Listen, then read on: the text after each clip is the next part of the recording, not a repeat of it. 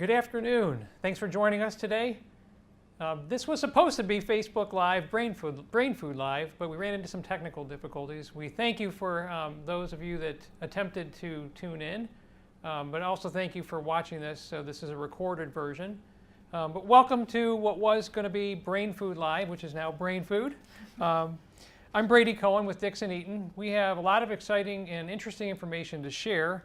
A good session for you today. So sit back, relax, and view the session and post questions, please.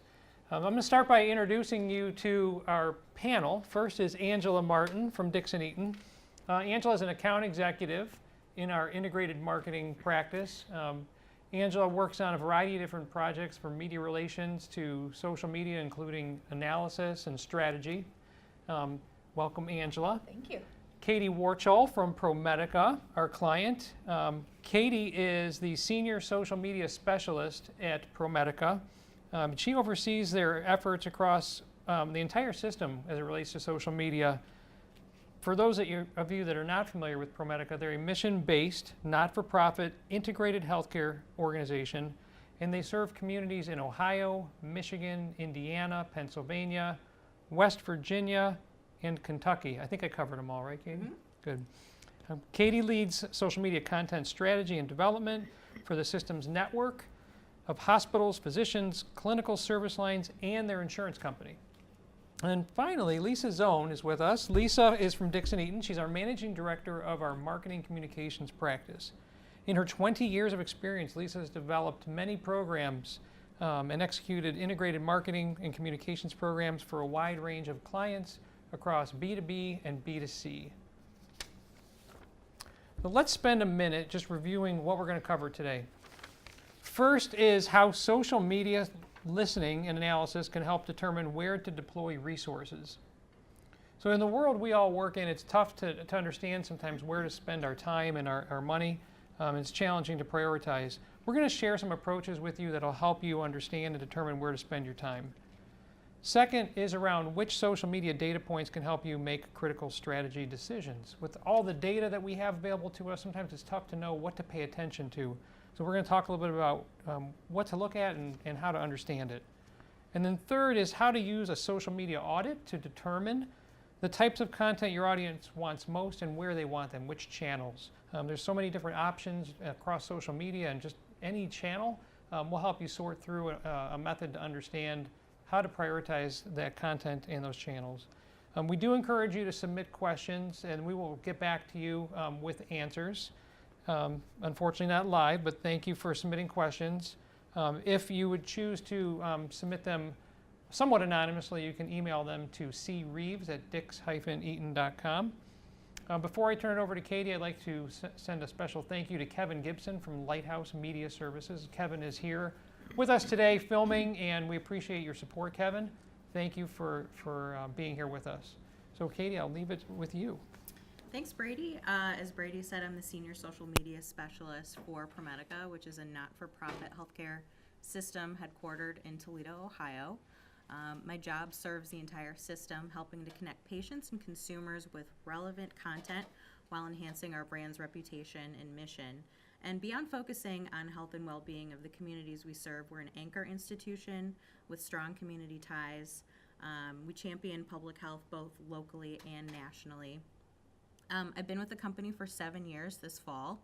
I have a journalism degree from Bowling Green State University, go Falcons, and worked in broadcast for several years before transitioning to marketing and communications. So the reason why we engaged Dixon Eaton is we had a couple of questions in our minds that we really needed to answer in order to move forward with our strategy.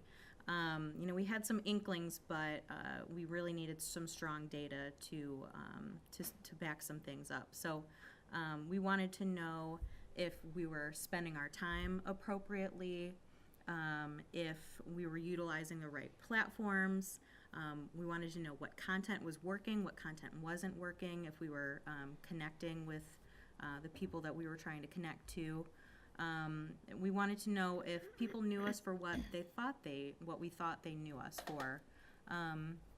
And also, are we talking to people in a way that they expected from us, or were we just spinning our wheels on social media? We also wanted to know how we were doing versus our competitors. So as we thought about how we would answer these questions, we approached this project very similarly to how we would approach audits for all types and sizes of clients. So we used several tools to compare and validate the data that we pulled. As you'll see on the slide, this is an example of some of the data sources we used.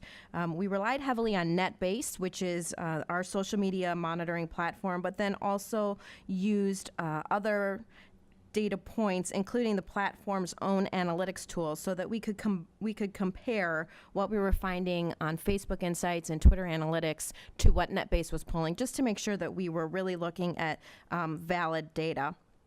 We looked at data for a 12-month period, and the reason we do that when we're doing an audit is it allows us to find or identify themes or key takeaways. Perhaps there's seasonality in a specific business. So we really think that a 12-month process allows us to pull information that is valid enough to give us some insights that we can build a strategy against.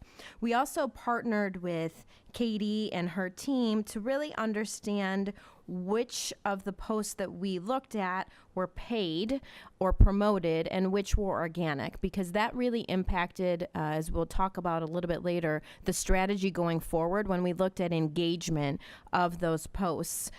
So that was really important for us to understand. So if you're working with someone to help you do an audit, I think it's going to be important for you to make sure to share which content was paid versus which was organic, or if you're doing it yourself, to make sure you're looking at the comparison of engagement on paid versus organic posts.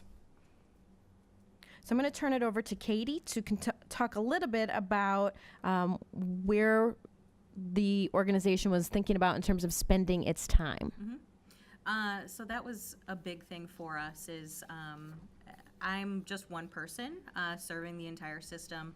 And obviously, since we have a vast reach, we wanted to see if where we were spending our time on social media was adequately placed, or if there were some things that we needed to throttle back on or things that we needed to throttle up on, conversely. So we wanted to see where our engagement was high and low. We wanted to know, taking a look at each of our hospitals has its own Facebook page, and so we really wanted to see if that was splintering our brand in a way that wasn't favorable, or if the engagement was okay on those pages.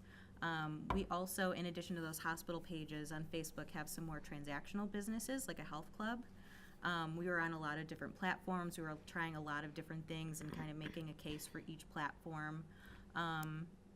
In addition to those platforms, we have many service lines, which if you're thinking about more retail, you might consider it along the lines of different products or services that your brand might offer.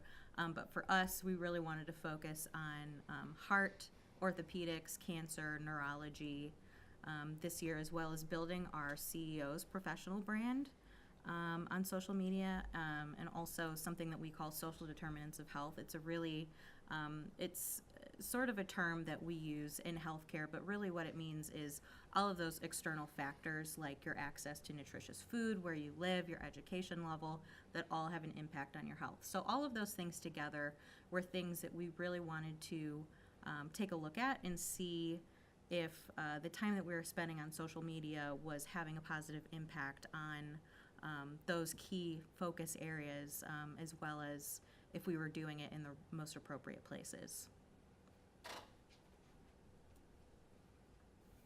So some of the things that we learned regarding our time and our resources is where engagement was high and where it was low. We also wanted to know what the sentiment and passion levels for the brand was, as well as those service areas. So knowing how people felt about ProMedica as a brand, as well as those service lines that we offer and how people feel sentiment-wise regarding those. And then also just how paid and organic impacts our engagement, as well as the audiences being reached. So, as Katie alluded to earlier, ProMedica was really spreading a lot of love across a lot of social media platforms. They're really focusing on 6 platforms to start. So what we really looked at when we did the audit was to see where the most engagement was actually happening, because it's one thing to have activity, it's another thing to have engagement. So we really wanted to understand where the engagement was happening so that we could best harness that engagement and build it versus continuing to spread activity across a lot of platforms. So what we found was that Facebook far and away was the highest engaged platform for ProMedica, which was interesting because to that point they'd been spending most of their time on Twitter in terms of generating and promoting content. So that really helped us understand, and it drove the strategy coming out of the audit to really focus efforts on Facebook. The other thing that we were able to look at, as Katie alluded to, on Facebook, ProMedica had 20 different Facebook pages. So we know a lot of companies have multiple Facebook pages, whether it's for product lines or perhaps HR has a Facebook page and the company has a Facebook page, and maybe if you have a charitable foundation, it has a Facebook page. So really looking at the overall engagement of all of that activity was helpful to drive the strategy coming out of the audit so that we could make sure we were best utilizing the resources going forward. Another thing we looked at was the sentiment and passion. And the great news is that Katie and her team have been doing a great job. So the sentiment and passion were strong, particularly at the overall brand level. I'll spend a couple of minutes talking just quickly about the graphs that you are looking at. So at the bottom, you see a net sentiment and a passion intensity sort of semicircle. So the way that NetBase pulls both of those is looking on the net sentiment score from a negative 100% to a 100%. So really a 0 is neutral. So when we see a 79% for ProMedica, it's very positive net sentiment, which means Katie and her team were doing a really great job, but also that the people who were talking about ProMedica were really happy with what they were saying. Passion intensity is interesting because it's a scale of 0 to 100, and it could be highly love or highly hate. So when you see the 87, you have to look a little bit deeper to understand what the passion is. The good news for ProMedica was that it was 87 on the love scale.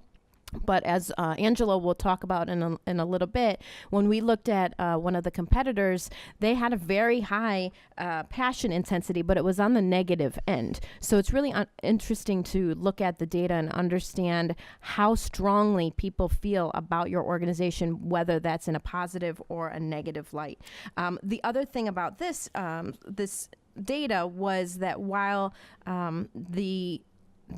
there's not a lot of room to grow positively, it provides a lot of great benchmarking from which to measure going forward. So, there's always room either to maintain or grow, though as we've already addressed, the numbers were already really strong in terms of sentiment and passion.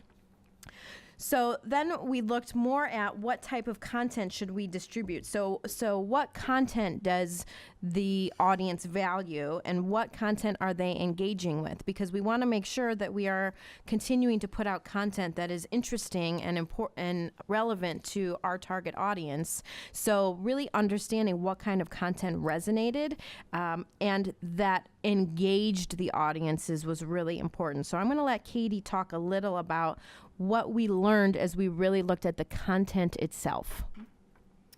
Yeah, one of the things that we learned was videos were really important to our overall strategy. Just in the period of time that Dixon Eaton did our audit, we were able to see that the videos that we did have that weren't very well thought out and we just sort of put up there ended up being super highly engaged. And so from that, we were able to build that into our strategy for this year and continue to do that and to capitalize on that. Something else that we learned was the struggle between organic versus paid strategy. We had a couple of marketing campaigns that were utilizing social ads that were your more traditional marketing campaigns. And this actually impacted our engagement metrics and skewed our audience a little bit. So for example, where our fans are mostly in the 30s and 40s range, we were engaging 55 plus because of these ads. Because if they were more traditionally geared towards an older population, of course, you know, it stands to reason that they would be engaging that audience. It should come as no surprise that content that's emotional and personal is highly engaging to people. And of course, being in healthcare, there are a lot of emotions involved. And so we knew that we needed to get a stronger strategy around finding some of those stories and then telling those stories as they relate to our brand and how we're able to step in and save the day for people on a daily basis. And something interesting that we saw throughout the audit process is that it mentions here that over half of top Facebook posts were paid. It was interesting to find that in the 1 year time period, ProMedica was actually only doing paid or promoted posts for 2 months of that 1 year.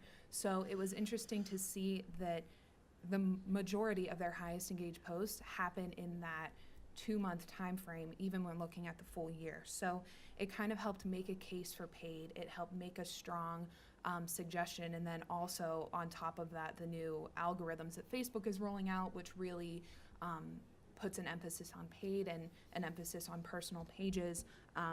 That was a data point that allowed us to really help ProMedica make a case for paid and look at it moving forward in their strategy. Mm-hmm.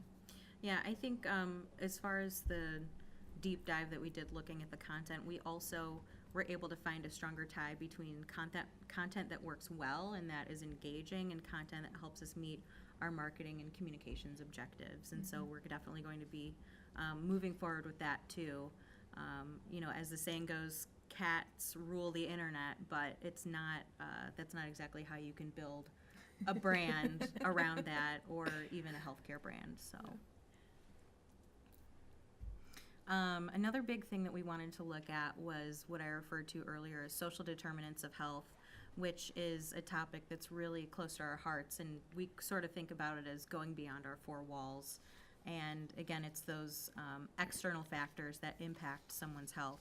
And we wanted to know, was it translating to our audience? Did they understand what we were talking about when we were talking about the tie between health and where you live, where you work, if you have access to food?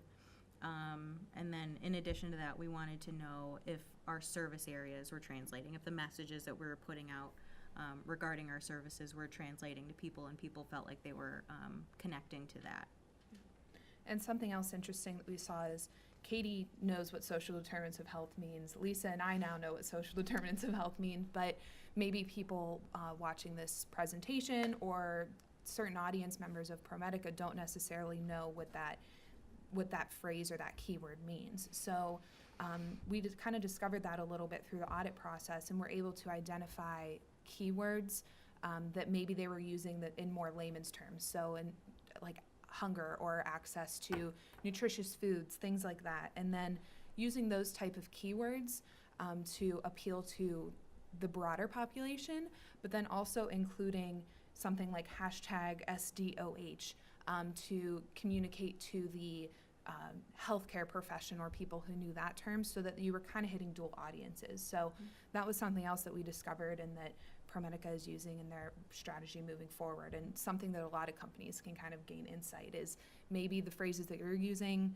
aren't necessarily translating to your audience. So that was something interesting.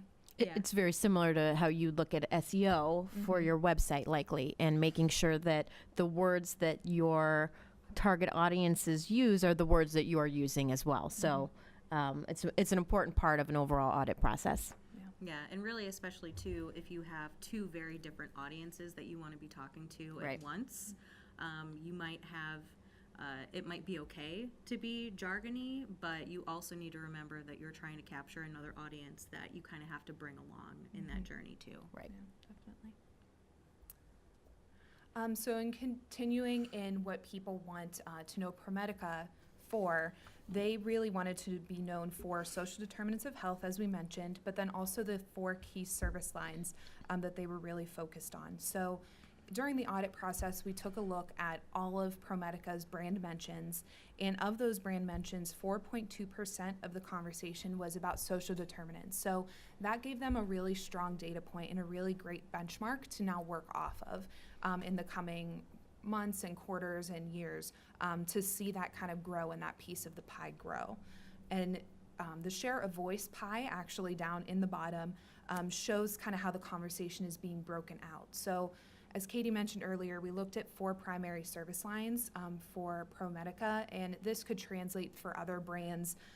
Maybe it's 4 different products or a couple different products or offerings, something of that nature, and seeing how much of your overall conversation is taking up that piece of the pie. So social determinants of health, for example, was in that 88% of general brand or community events, and that was taking up a lot. But there is definitely room to grow in all of the different service lines, and seeing how they could grow that 12.5% and use that as a benchmark moving forward in the future. So also in thinking about what they're known for and diving into the service lines a little bit more, there wasn't a high level of engagement on these posts, and it was only taking up about 12% of their overall brand mentions. So what the audit allowed us to do is to see what content outside of the service lines was getting really high engagement, and then thinking how we could tie them back to the service lines. So really blending what ProMedica wanted to be known for with what the audience wants to hear from them. So one thing that we'll mention even a little bit later in the presentation are recipes. We're very highly engaged content.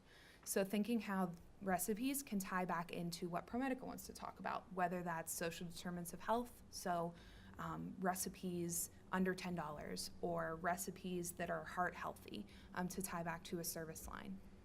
We also saw that highest engagement and highest level of conversation really happened during awareness months, but Katie mentioned also during campaigns that they were running for certain service lines.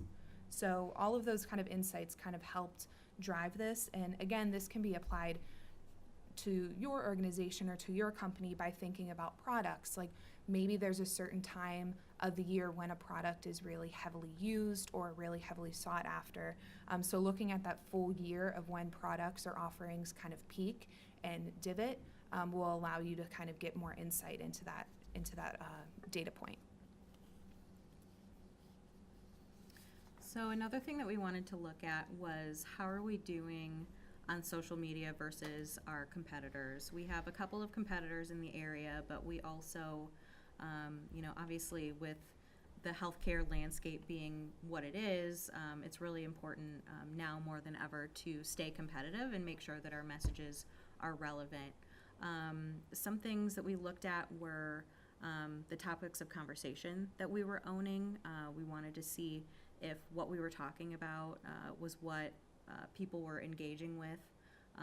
What was our share of voice? So the volume of things that were being said about us as well as our competitors, and then also looking at those service lines that we talked about earlier, and finding out how people felt about those particular service lines of ours versus our competitors too.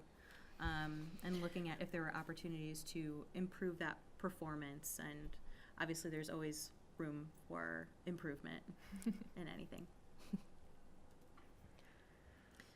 What we found was that ProMedica dominates the share of voice in Northwest Ohio and among our competitors.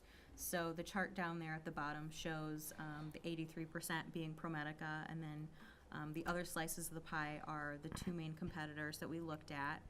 And then that other pie chart just shows an example of one of our service lines and showing the share of voice there versus the other brands too. So we were very lucky in that our reputation offline translated into our reputation online as well. And so I think we still have some opportunities to grow our service line, but I think it was a fantastic thing that we were able to see this. Again, we always sort of had those inklings, but we never really had the data to back it up. And so with the power of Dixon Eaton and NetBase and all of the tools that you all use, we were able to put some really strong data behind that and use those findings to inform the rest of our strategy moving forward this year and for years to come. And that's what we find that to be something that a lot of clients kind of think. They think that they're maybe first in a competitive landscape or second or third, but getting hard numbers and hard data about where they are, share of voice, even stuff that we've looked at before, like engagement levels or who their audience is, things like that. You kind of have those inklings. I mean, you know your audience, but to sometimes get hard data is really useful for a lot of companies, and helps bring the case forward to people that maybe the case needs to be made to. So that was something that seemed to be similar with ProMedica. They had an inkling and they thought they knew where they were, but now they know where they are, and the data kind of supports that. So it was really interesting to see. And often, companies think because they're not on social, there's no conversations happening, and that's certainly not true. So doing an audit, even if you're only dipping your toe into the social media space, is really helpful because you can understand whether your customers or the folks that you're trying to target are using social to talk about you, and you're just not part of the conversation yet, because it's important for you to be able to help try to curate that conversation. And if you're not there, then that conversation is happening without you. Mm-hmm. So another way that we helped ProMedica kind of see where they were in regards to their competition was with a grid that NetBase kind of provides through its service. So Lisa mentioned passion, intensity, and net sentiment before. So this kind of just plots it on a grid, and then shows where the companies are in comparison to that like, love, and hate and dislike kind of grid pattern. So the bubble size shows how much conversation is taking place about those different organizations. So ProMedica's bubble is by far the biggest. So a lot of conversation taking place for them, which correlates to the share of voice kind of pie that we saw on the last slide. But was also interesting is that where you want to be in this grid is kind of in that top love corner. If you can be in that peak of love, then that is kind of the best place. So ProMedica is really close to that area. Again, thanks to Katie and her team's great job, there is already a good place for them. But it was interesting to see that competitor A, while they seem to be higher on the passion intensity scale, it was a more negative passion. So that's something interesting to look at too with ProMedica and with other brands, that just because the passion is high doesn't mean that it is necessarily good passion. So taking a deeper dive into the data to see where your bubble lives, so to speak, is an interesting way to kind of go about it. And then competitor B was in this very almost comfortable place, right, almost in the middle, but ProMedica was still far above. So I think one thing to point out here is, as we alluded to, ProMedica is more of a regional type of organization. Some of the competitors that we looked at, though, had a larger footprint. So we were able to really look at the conversations that were just within the region that we cared about. So if your business is more of a regional type of business, we can get down into the data to really show what is happening in the places that you care about, because there may be parts of the country or the world, frankly, that aren't relevant to you but are relevant to competitors. But we can really go and look at the data that's only relevant to you, because that was an important part of this process, was to really drill down and really understand in the regional landscape that ProMedica cared about, what was the share of voice, what was the passion, what was the sentiment. So then another aspect that we were trying to figure out for ProMedica, and another piece of our audit, was who was the most engaged social media audience. So trying to figure out who the audience is, what demographics are engaging with the content, what differences exist between the channels. So maybe the primary audience for Facebook is skewed older than the primary audience for Instagram. So thinking about how the content is tailored towards those demographics or those age groups or audiences. And then thinking about, are we reaching the audiences we want to reach? So again, maybe you're spending all of your time on Twitter, but that's not necessarily where your audience is. So finding out who's engaging with the platforms, looking at some best practices, looking at some industry standards of who's living in what platform, is really interesting for any brand to kind of tailor to their audience, but was really interesting for ProMedica as well. So what we ended up finding kind of reaffirmed what ProMedica already thought, is that women 30 to 45 is their primary audience, and they are engaging primarily on Facebook. And it was good to see and interesting to see kind of the connection between the platform where we saw the highest engagement and then also kind of industry standards about where these groups are interacting. So within that age demographic and that gender demographic, statistics say and industry standards say that that is the highest area where they are engaging is on Facebook. And then actually the next highest is on Instagram, which is the second highest engaged platform that we saw for ProMedica. So this was a really interesting data point, and now ProMedica can tailor their information a little bit more to this audience and to the audience that they know that they're speaking to on the different platforms. And this was the most highly engaged, but you could also look at the different areas, so drilling down into Instagram or Twitter and seeing a little bit more in those areas as well. So this is the part ProMedica really cared about is what did that listening audit tell us so that we can adjust the strategy going forward. So we looked at how should we be spending our time, where to spend the time, and what to spend the time on. So as we alluded to a little bit earlier, ProMedica was spreading Katie thin, working across 6 different social platforms. And what we determined was that there were two primary social platforms that they should be spending time on. Maybe some should stick around in some way, but maybe not with as much focus. And then perhaps some should go away altogether. We also looked at the volume of pages. So as we talked about, Facebook became the clear winner in terms of where engagement was happening. So we wanted to really focus efforts there. And when we started with the audit, we were looking at 20 different Facebook pages. So we were able to take a quick look, actually a pretty extensive look at each of those Facebook pages to understand which ones had the most engagements and which ones were the ones that we should be spending more time cultivating versus which ones should perhaps go away. The other thing that we really learned as part of the audit, which was an important part of the strategy going forward, was figuring out how to marry the content that was resonating with the target audience with the content and service that ProMedica wanted to promote. Angela referred to it a little earlier. So we knew that recipes, in addition to the cat videos, recipes got a lot of engagement for ProMedica. So how do we take that understanding and marry it with what ProMedica wants to talk about? Well, we do things like heart-healthy recipes or 5 family dinners under $10, things that are going to connect what our audience is looking for with the kinds of things that ProMedica wants to talk about.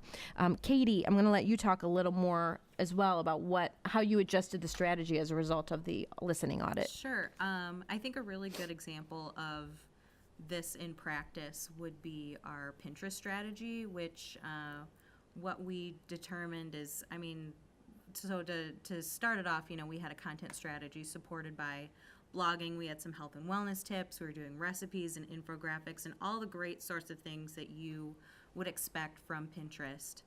And unfortunately, we were engaging audiences in California and Texas and everywhere except for Ohio and Michigan, which is where we really wanted to be talking to our patients and to our consumers.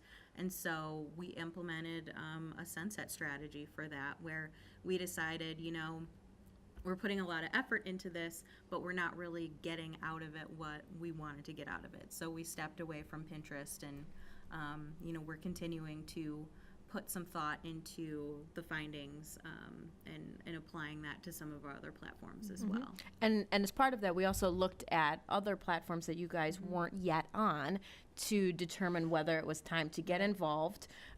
So we looked at things like Snapchat and other platforms and created a strategy to figure out when it made sense to implement and how, right? And that's where knowing your audience really well also comes in that space, because for Snapchat, for example, thinking about the audience of women in their 30s and 40s, that's not necessarily, Snapchat isn't really where they are to get their healthcare information. So knowing your audience really well kind of plays into all of that and really informs the whole strategy. So. Right. And that's actually a great segue to the next slide, Ange, which is looking at personas of your target audiences and really understanding who these people are, what do they care about, and what kinds of things are going to get them connected to your content. So even if you don't have fully fleshed out marketing approved personas, we still like the idea of creating some baseline personas. This is one example of one of the personas that we built out in the strategy document, but there's multiple personas of people that you're trying to target, no matter who you are. So really understanding what kinds of things are going to resonate and they're going to care about is important. The other thing that we adjusted the strategy to address is that we can't rely on organic alone, particularly knowing that Facebook is the primary social media platform and it continues to change its algorithms and it continues to require, frankly, paid dollars to support organic efforts. So being able to look at the engagement over a year-long period and see that we only had 2 months of paid social actually happening, but they accounted for 50% of our top posts, told us a lot about how we could use paid to support getting some of our messages out. The other thing that an audit does is it provides great metrics. So those metrics allowed us to create the strategy, and it allowed us to have some numbers to measure against. We're actually meeting with Katie this afternoon to go over. So this audit went through the end of calendar year 2017. So now we're looking at first quarter 2018 and measuring some of the numbers against where we ended the year, so that we can continue evolving the program quarter after quarter, year over year.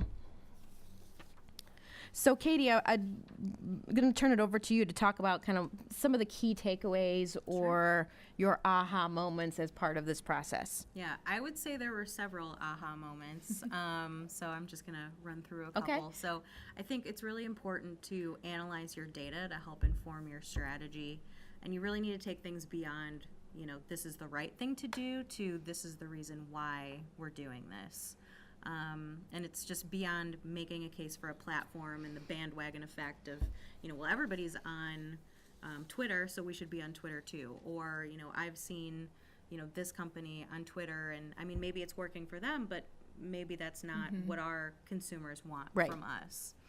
And I think the other big thing about having a lot of data to back up your decision making is that I think, Lisa, you said earlier today that it takes the emotion out of decision making. And so when you are able to take that emotion out of the decision making, there's really no ifs, ands, or buts about making a particular case for why you should have something or why you shouldn't have something. As you just mentioned, there's a huge paid impact on strategy. I mean, Facebook is not a free ride anymore. It was a long time ago, and those were the salad days, but those days are over. And so we really took a look at how we could use paid to reach our audience, not only the audiences that we've cultivated organically, but also the audiences that we'd like to reach as part of our marketing campaigns. The Facebook algorithm obviously is continuing to change, and so that's been a difficult thing, but we're looking forward to implementing that. And then, just lastly, helping us to focus on which platforms we needed to be on, and which ones we could sort of back away from or discontinue using altogether. So additionally, the really great thing about this audit process was that it helped us to add some resources, because we were able to justify what we were doing and show those opportunities. And so that's just been some of the things that we learned going through this process. Great. Well, ladies, thank you very much for the great content. So just to kind of wrap things up here, many of you may be wondering, how do you get started? You know, where do I start? We've outlined a few questions that we think would be helpful for you to consider answering as you get started. The first one is, you know, why are you using social media? What's the purpose for your organization? Why did you start? How did you start? Are you doing things in an organized fashion? Is it strategic, or are you just doing a bunch of tactics? What do you want to do, or what do you want to learn through a social media audit? You know, write down the things that you specifically want to get out of the audit in order to help you focus on what you'll study. What will you do with what you learn? So when you learn things, it's great to know them, right? But there's only so much action you can take, and we have to prioritize. That's a really tough question to answer. What tools, what skills will you need? What systems will you need to do the audit? And then finally, how will you measure your results? You know, what are the metrics? What's the process? How are you going to measure what you're doing? This may feel overwhelming, and that's okay. It starts out with, you know, a lot to think about, but prioritize and talk to others. It's okay to get help, and it takes time. So don't expect that you can answer everything real quickly. So I have a few questions for you just to kind of wrap things up. The first one's for Lisa. We're talking about ProMedica and healthcare here today, but talk a little bit about how other types of organizations might use this. If I'm a manufacturer, if I'm a retailer, you know, do the same principles apply? As I mentioned at the beginning, I think, yes, the same concepts apply. It's just what lens do you look at the data through? So we've had conversations with clients that have multiple locations, and each of the locations wants to have its own Twitter account or its own Facebook page, which is really similar to how ProMedica had 20 Facebook pages, right? So looking at the activity that's happening on those pages can really help streamline efforts, because it's a challenge to manage that many accounts, right? Or to at least watch all of those accounts, right? 'Cause maybe it's being managed by someone else, but someone at the corporate level or someone on the marketing team is probably monitoring to make sure that what's being said is in line with the brand itself. So the same principles apply. It's just really the lens that you look through. But I've talked to clients of all shapes and sizes and all different industries, and the approach is still the same. It's what data points are most important. So we really look at that through the audit process, and then what comes out at the end is also obviously tailored to what you're trying to accomplish. Great. And I know that one of the questions that you proposed and that we started with ProMedica on is, what do you want to learn? And that helped us kind of pool which data they wanted. And like Lisa said, knowing that from the start is really important, because every organization is going to want to know something different. The chances of a manufacturing company wanting to know their share of voice and social determinants of health is probably zero. But that was really important to ProMedica. So knowing that from the offset really helps the entire strategy moving forward and the audit process, and lets it tailor to whatever company is Right, is stay looking. focused on what you want to learn. Yep.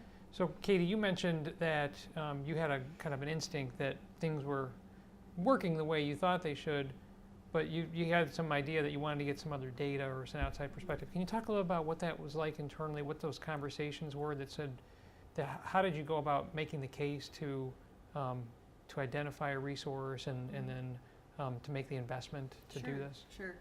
Social is just such a huge thing to try to put our arms around. I mean, just from a resources standpoint, but also when you think of it in terms of how large or our organization is and how large of a reach we have. And so a lot of it was just from a resources standpoint and not really knowing where to get started. So that's how we engaged with you guys. But luckily, our leadership has always believed in the power of social media. That's never really been too tough of a conversation to have. I know that that's really different with a lot of organizations, that sometimes that's the biggest hurdle, but for us it's always been everybody's always been very supportive and has understood how like an integrated marketing and communication strategy is really strong to not only build the brand but also to impact that bottom line too. And so you know, we were really at a crossroads. We had lost a team member, and we were trying to figure out, you know, where we go from here with the resources that we have. And so everything just sort of evolved from there. So Brady, I would add in a B2B environment, you got to speak the language that the powers that be who hold the checkbook understand, right? So many of them understand what a trade show is, and they understand the idea of being conspicuous by absence if you're not involved in a trade show. So that using that analogy to try to sell a social media listening audit so that you can say, hey, we're not in social right now, but all of our competitors are, or all of our customers are, and none of our competitors are. Why don't we take that lead position? We did an audit very similar to that for one of our B2B clients, and it helped them to understand where they should be spending their time because nobody else was spending time there, but their customers were there. So it's similar to what Katie was talking about. There's always opportunity. It's just listening through the right lens to make sure that you're finding what your organization needs to know. Great. Those are great answers. Thank you. And to add to that, I mean, we're seeing that the use of social listening is expanding into many different areas. Now with the challenge of low unemployment and what that means from a recruitment perspective, identifying people who might be having conversations online that are looking for new opportunities and then targeting them. Recruiters are thinking about things that way. We've used it for other types of research to identify how to label certain categories of conversations and marketing topics for clients. So the uses are really unlimited as we've started to see. It's just figuring out how to focus and apply the technology and the data to answer the questions, understand the questions. Well, thank you very much. So we're going to wrap up. I would like to thank, again, Kevin Gibson from Lighthouse Media Services. Kevin, thank you for your support today. We appreciate you being here. This concludes our session, and we will respond to comments. So do please post comments, and we will definitely respond. Thank you very much.